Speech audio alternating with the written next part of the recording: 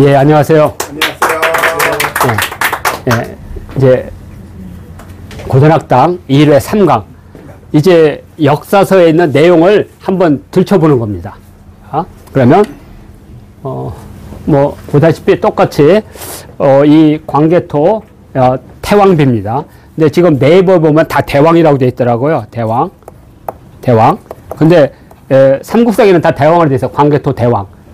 대왕이라는 것은, 돌아가신 왕에 대한 높임말에 불과한 거예요. 그러나 태왕이라는 것은 전혀 다릅니다. 사마천, 사기의 천관세 뭐라고 하냐면, 천관세, 이 세상에는 삼신이 있으니 천일, 지일, 태일이다. 그 중에 태일이 가장 높다. 이렇게 되어 있습니다. 그 이유는 뭐냐? 천일과 지일은, 이렇게 눈에 보이지 않는 생명과 눈에 보이는 생명을 만드는 기운이에요. 근데 그것은 눈에 드러나지 않죠. 그런데 사람은 부모님이 비슷해야 돼요. 그래서 태가 높을 자를 쓰는 겁니다. 그래서 중국인들은 그러한 산을 서쪽에 여성이 지배하는 서왕모가 있는 산하고 동쪽에 거기는 산이 되면 안 되죠. 여자가니까. 그래서 거기는 우물이 있는 겁니다. 우물. 그리고 이쪽 동쪽은 산이 있는 거예요. 그게 연상이 되죠. 그래서 태산이 모든 생명의 아버지 산에서 클테자를 쓰는 겁니다. 이 클테자. 이 태자. 이렇게 쓰는 겁니다. 그래서 태일. 이렇게 하죠. 그래서, 그래서 우리 광개토 대왕도 여기에 태왕이라고 되어 있는 겁니다. 그리고 우리는 사극에 보면 고구려의 왕자들을, 아들을 다 왕자라고 부르더라고요. 아니, 우리 고구려 백제 신라가 왕자라고 부른 적이 없어요. 다 태자라고 불렀어요. 삼국사에 다 나오는데, 첫째도 태자, 둘째도 태자, 다. 단지 그 중에 누가 앞으로 왕이 될지 아무도 몰라요. 적자가 될지는. 장자도 아니에요. 보면. 그냥 다 태자예요. 태자라는 건 기본적으로 다 아들들이 다 가능성이 존재한다는 거죠. 그런데 이제 송나라 때 유학에 들어오면서 하도 반란이 일어나니까 적장자라는 걸 딱 잡아놓는 거죠. 이렇게. 그래서 적장자와 태자는 전혀 다르다. 그래서 왕자가 아니다 이거죠. 태왕. 그래서 광개토 태왕이라고 불러야 된다. 이거 설명해 드리고요. 이렇게. 이번이 역사고전이고 다음 주가 철학고전입니다. 제가 알기로는 우리 이런 유튜브한테 보면 철학고전을 소개하는 유튜브 채널이 없어요. 그래서 이번에 아주 야심차게 준비를 했고요. 이렇게. 특히 이 전통놀이에 관심 있는 분들은 전통놀이 용어도 배우지만 내용도 보게 되는 뭐고요. 자, 먼저 우리가 이제 조선왕조실록 늘 자랑으로 여기고 있죠. 세계 기록유산이니까. 근데 첫 구절. 그래서 이번에 배우는 겁니다. 태조 강원대왕 실록 권 제1이죠. 그러니까 시호로서 이제 묘 태조인데 이렇게 돼 있죠. 태조 강헌 지인 개운 성문 신무 대왕. 이건 존호입니다. 나중에 붙여준 존호. 존호는 주로 4자씩 붙여줘요. 그러니까 4자 8자. 제가 알기로는 순조가 44개인가? 제일 길어요. 존호가. 막 줬어. 그래서 외울 때 이런 거예요. 이렇게 순조 땡땡땡땡 뭐 기운이 펄펄 나시고 눈빛이 쩌렁쩌렁하고 걸음걸이가 우렁차시고 입술이 두툼하시며 기계가 풍만하시고 이러한 대왕 이런 식으로. 자, 그래서 태조 강원 지인 개운 성문 신무 대왕이다. 성은 이씨, 회 이름은 단, 자는 군진이다. 군진. 이 군진이라는 말 속에는 자는 어렸을 때 군진이라는 말 쓸 수가 없죠. 이건 나중에 왕이 되는 말 붙인 거예요. 임금 군자에다가 이건 나라 진자예요. 나라 임금이 되는 거예요. 이렇게. 자, 그래서 우리 그 이름은 2개로 돼 있죠. 하나는 명이고 하나는 자로 돼 있죠. 2개가 합해서 이름이 되는 거죠. 그래서 이름은 명은 함부로 붙이는 게 아니라 적어도 인간이 태어나서 3번 부릅니다. 하나 태어날 때 조상님한테. 그걸 우리가 보통 사라고 불러요. 사. 이렇게. 이 사라는 게 조상친에 가서 제사를 지내는데 특별한 일이 있을 때 이렇게 용어를 풀이하기도 합니다. 그러니까 제례는 늘 있는 거고 약속된 거고. 자, 그런데 이 사라는 것도 제단에 무릎을 꿇는 건데 이때 처음으로 이름을 알려준다는 거죠. 그러니까 이름을 받아서 조상한테 알리는 거죠. 그래서 조상이 갑자기 벼락을 때리면 이 이름 안 돼. 그냥 갑자기 맑은 날에 갑자기 비가 쏟아진다면 이 이름 안 돼. 이렇게 그걸 징조라 하죠. 그러면 언제? 결혼식 때요. 결혼식 때. 결혼식 때. 그리고 마지막으로 돌아갔을 때. 이때 쓰는 게 명이고 함부로 부르지 못하는 거죠. 조상님한테 준 건데. 그래서 부모나 친지 사람들이 부르기 쉽게 잘하는 걸 만드는데 이름과 어울려야 돼요. 항상 이름과. 그래서 옛 이름이 성계죠. 계속. 네. 성계란 이름 속에는 뭐가 냐면 훌륭한 신하가 되겠다는 의미를 가져요. 이 계자는 게 개수나무인데 개라는 게 쉽게 말하면 달을 뜻하는 거기 때문에 신하예요. 신하. 그래서 이름은 잘 졌었죠. 그래서 위대한 군주가 될 수 있는 이름으로 바꾸게 되죠. 그게 뭐냐? 단이죠. 아침 단자. 바꾼 거죠. 사실 임금한테 이 단자를 쓰면 안 돼요. 왜냐면 후대 사람들이 이 단자를 쓸 수가 없어. 아침 단자를. 그래서 후대 이제 우리가 이도라든지 뭐 정조임금 이산 같은 것은 전혀 쓰지 않는 현상 속에서. 예? 자, 그런데 이때는 개국이잖아요. 개국. 그래서 아침 단자를 딱 쓴 거죠. 예, 아침 단자.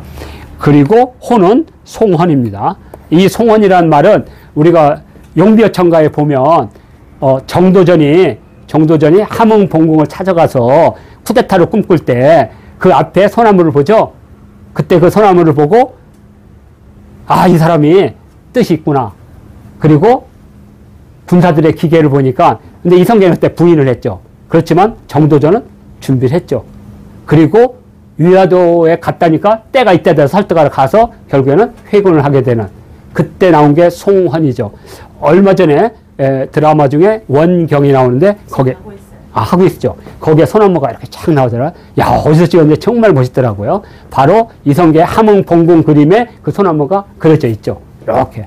그래서 호가 송헌입니다. 그러니까 송헌이라는 속에는 뭐가 있냐면 한마디로 말하면 소나무를 잡고 송헌이라는 게 소나무로 만든 헌인데 헌이 이제 이렇게 집에 마룻대잖아요. 그걸 딱 그렸다는 것은 내가 왕이 될 수 있다는 것을 표현한 거죠.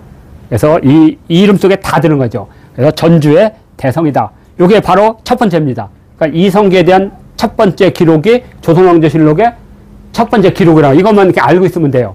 아, 이성계에 대한 기록이 조선왕조의 첫 번째 기사구나. 그럼 끝을 한번 보겠습니다. 이것도 한번 되게 재밌죠?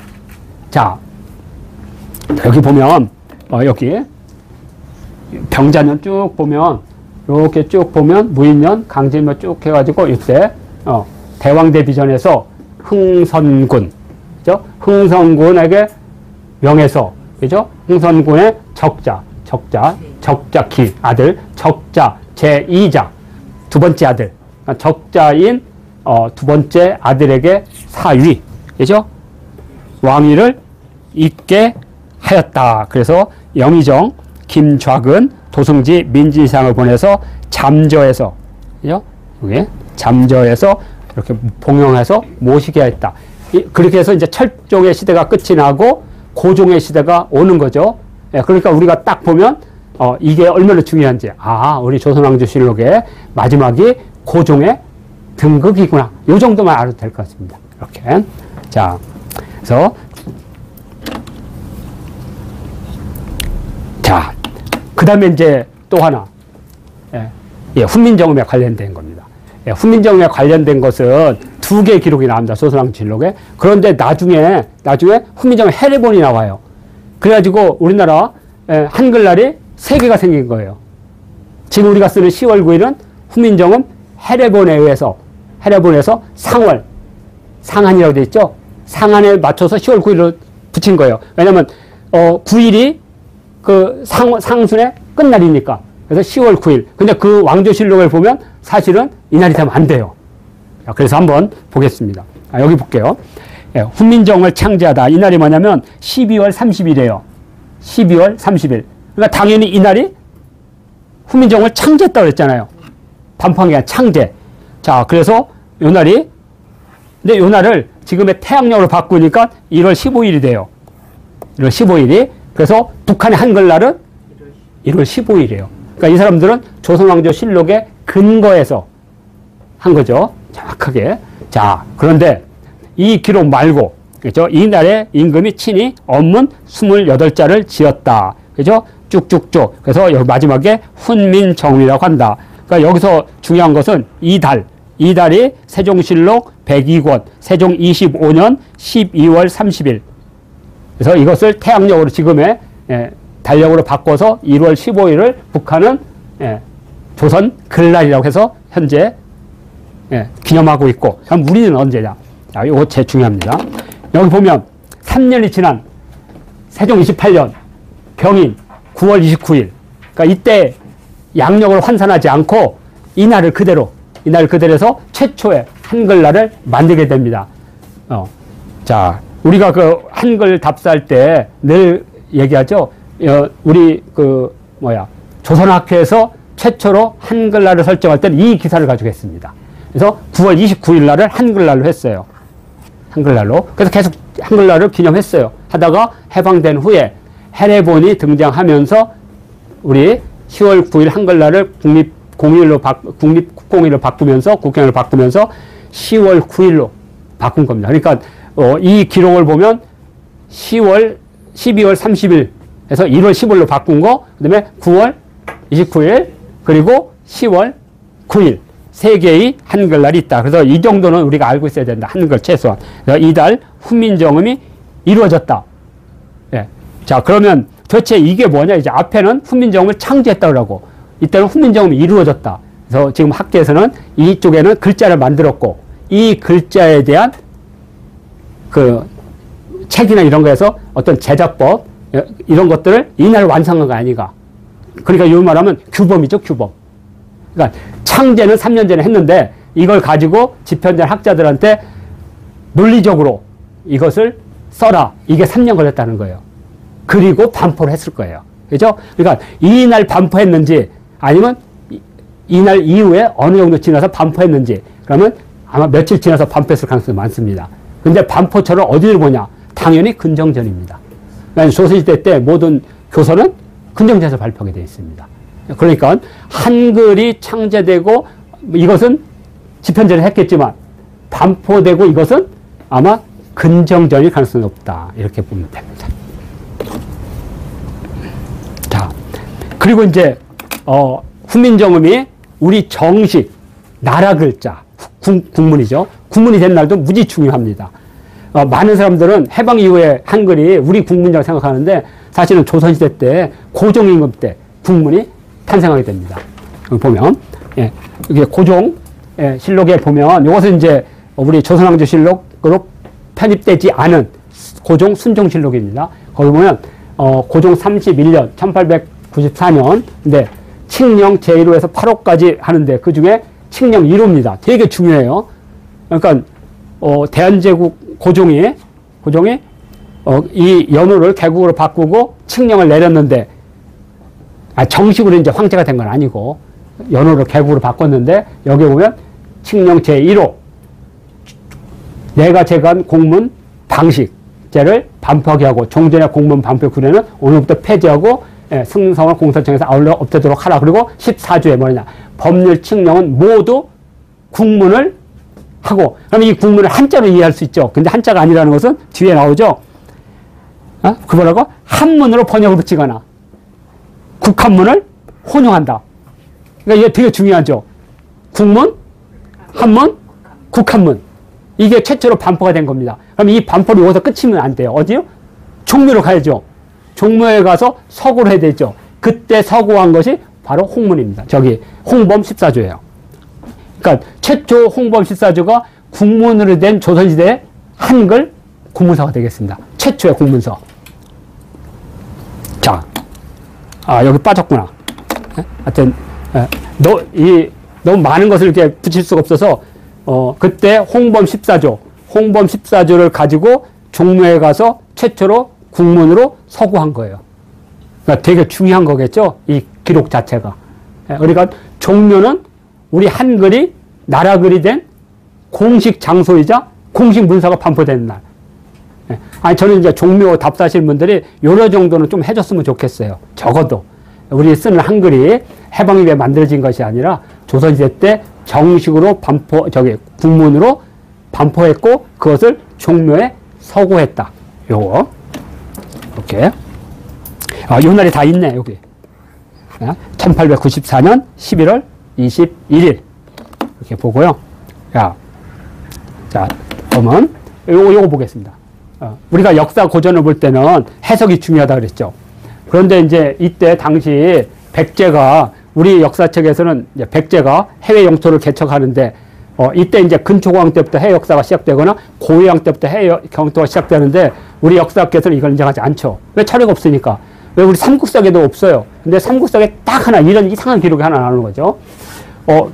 위나라는 당시 중국에 있었던 북조왕국입니다. 북위. 탁발씨가 세운 나라인데요. 이게 북입니다. 그리고 여기가 중국의 한족들이 세운 남조가 있어요. 그래서 이걸 남북조시다라고 하는데 이 두 개를 통일한 게 바로 수나라입니다. 수나라. 그러니까 북방에 선비족이었던 탁발족들이 내려와서 이제 북위를 세워서 북쪽을 지배할 때 그때 이 땅을 빼앗긴 남쪽으로 땅을 빼앗긴 한족들은 그 땅을 수복해야 되겠죠. 근데 이 사람들은 육지로 가기에는 너무나 강력한 기마족한테 밀려서 안 되는 거예요. 그러니까 그때 백제를 불러다가 백제는 해양 강국이었으니까. 그래서 이때 백제와 연합해서 백제가 요즘 말로 하면 게릴라 하겠죠. 그러니까 여기 원점 타격, 여기 원점 타격. 그래서 이 중국의 여러 책들은 이 기록인데 우리 삼국사에 또 하나가 나와요. 하나. 484년에 위나라가 병사를 파견했는데 그죠? 레벌 와서 했는데 위야소패 우리에게 패하였다. 근데 예전에 김종권이라는 번역자가 뭐라고 했냐면 되게 재밌습니다. 우리가 어떻게 저 북위를 이길 수 있냐 해서 이렇게 했어요. 북위가 병사를 보내 우리를 치니 우리가 패했다. 한문의 오류죠. 번역의 오류. 위야소패는 피동이에요. 피동. 그래서 우리에게 뭐뭐한 바 되었다. 우리에게 지었다 이거죠. 이게 488년입니다. 481년. 이렇게. 여기 보면 북위가 해로로 군사를 보내 백제를 공격해서 실패해서 보는 견해가 있다. 반면 북위가 바다를 건너 백제를 공격해서 불가능한 입장에서 백제가 중국 화북 지역이기 때문에 두 나라의 전쟁하는 대륙 진출서를 주장하는 견해도 있다. 뭐 여러 가지. 그다음에 이 위를 북위로 번역했지만 이건 잘못했다. 고구려다. 그러면 김부식이 미쳤어요? 고구려가 이걸 구별 못하게? 이건 억지죠. 후대. 그러니까 어떤 형태든지 있으면 기록을 근데 중국 기록에는 엄청 나온다는 거죠. 그러니까 역사를 해석할 때 사관의 중요성을 하기 위해서 제가 잠깐 올려놓은 겁니다. 이렇게. 자, 한번 보겠습니다. 이게 이제 북입니다. 저는 백제의 요서 경략을 표현한 거다. 단 한 줄 나오니까 유일하게 안타깝게. 근데 이제 송서라 남제서라 이런 데는 많이 나오니까 그걸 인정하지 않을 수가 없는 거죠. 근데 역사관이 있기 때문에 그걸 못한 거죠. 그러다가 교과서에 처음으로 대륙 진출설이 지금은 인정되죠. 지금은. 이렇게. 그래서 역사서가 이렇게 중요하다. 기록이 중요하다. 이렇게. 자, 다음이 요거 하나 더 보고 가겠습니다. 이것은 근초고왕 그러니까 근초고왕 이전에도 백제가 요새 있었다는 이제 근거 중에 여러 개가 있습니다. 물론 난원경 묘지명이라는 게 있어요. 난원경. 이 사람은 백제의 장군이었는데 백제가 망할 것 같으니까 중으로 건너가서 망명을 했어요. 그래서 나중에 대대손손 잘 먹고 잘 살았어요. 그리고 죽어서 낙양 근처에 무덤이 묻혔는데 역사 속에 사라졌죠. 그러다가 도로공사를 하면서 그 묘지가 나왔어요. 그 난원경에 보면 그 사람이 백제 사람인데 난씨는 중국의 성시록에 백제성이라고 돼 있어요. 백제성이라고. 그러니까 난씨는 확실하죠. 난원경. 논문 딱 하나 있어. 우리나라에 유일하게 난원경 연구하는 거 딱 있고 이 난원경의 뿌리가 뭐냐 이거죠. 근데 재밌는 것은 이 삼국 초에 이 지역에 요서 지역에 난루라는 사람이 나와요. 요서 대인이었는데 난루. 그러면 근데 이 사람이 조조의 위나라와 싸워서 패배를 해요. 그래서 동쪽으로 도망갔어. 그리고 역사가 끝나요. 없어. 그럼 이 사람들은 동쪽으로 가서 요서 지역에 뿌리를 낼 가능성이 많아요. 그러면 요서 지역의 난시들이 그 지역의 장군으로 계속 세습됐다면 백제이기 때문에 백제가 요서 진출하는데 교두부를 확보할 가능성이 있는 거죠. 연계한다면. 그런데 그런 것들을 보여주는 사례 중에 하나가 뭐냐. 요때가 대략 246년입니다. 가을에 유주자사 관구검이 고구려를 쳐들어왔어요. 그때 이제 고구려 동처랑이 깨져가지고 저기 바닥까지 예? 동옥저까지 도망갔다가 더 이상 갈 데가 없는데 유유와 미루라는 장수가 거짓 항복한 척하다가 적장을 찔러 죽여서 고구려가 반격에 성공했죠. 그런데 왜 얘들이 도망갔을까? 단지 그 관구검이 죽은 게 아니라 관구검이 추격하라고 한 그 사람이 죽은 거예요. 그럼 관구검 집안에 있었을 거 아니에요. 근데 왜 도망갔을까? 여기에 대한 학계의 여러 가지 주장 중에 삼국사에 이런 말이 있습니다.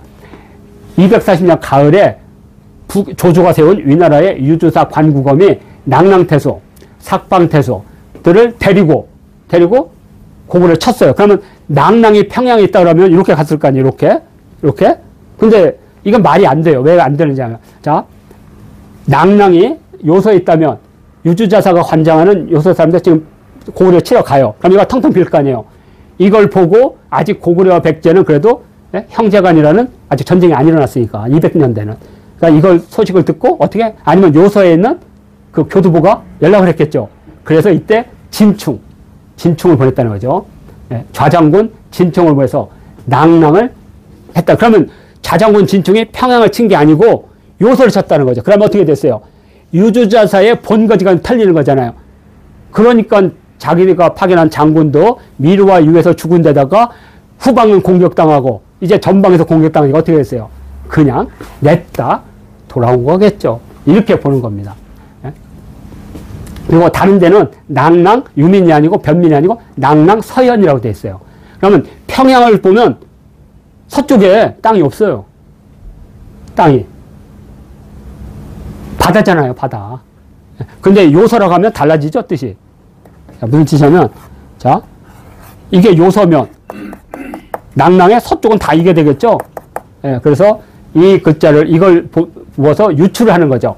백제가 요서 진출을 했다는 근거 자료 중에 하나다. 그러면, 이때 고유왕인데, 고유왕 때 요서 진출했다면 당연히 약 100년이 지난 후에 근초고왕이 요서 진출하는데 큰 문제가 없는 거죠. 이미 교두보. 그런데 그 고유왕 이전에는 난시 세력이 있었을 것이다. 난시 세력. 이렇게 보면 되겠습니다. 그 난시는 난로는 오한족의 요서 대인이었어요. 그래서 오한족은 이때 철저하게 깨집니다. 그래서 조주한테 완전히 깨져요. 삼국지에도 많이 나오는 얘기입니다. 그러니까 오한 지역에 있었던 지역에 누가 내려와요? 북쪽에서 선비족이 내려오면서 300년 때, 그러니까 이거 지나서 50년 후에는 선비족의 시대가 됩니다. 약 200년에서 300년 동안 모든 중국을 지배한 게 거의 선비족이에요. 모용선비, 그 다음에 단선비, 탁발선비, 이런 족속들이 나라를 무려 8개인가 9개를 세워요.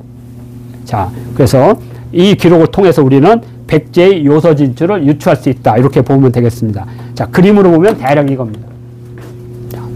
그래서 저는 이 지도로 보면 꼼꼼하게 이런 게 있어요. 저는 낭랑을 평양으로 본 게 아니고 서현이었잖아요. 그래서 진충을 보냈다. 이렇게. 그러니까 지도에도 이런 깨알 같은 이렇게 뭐가 집어넣는 겁니다. 왜냐하면 이걸 보고 많은 사람들 공격을 해요.